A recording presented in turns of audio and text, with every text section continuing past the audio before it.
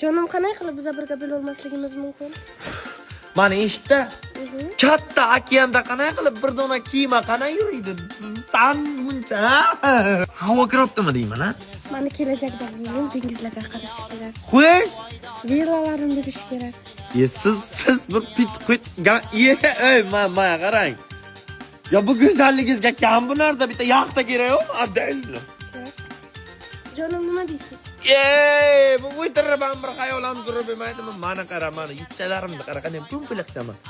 Qani katta odamdan katta, tushunabsanmi? Men seni to'g'ri zo'mayman, asalcham. Xafayam bo'labu to'g'ri.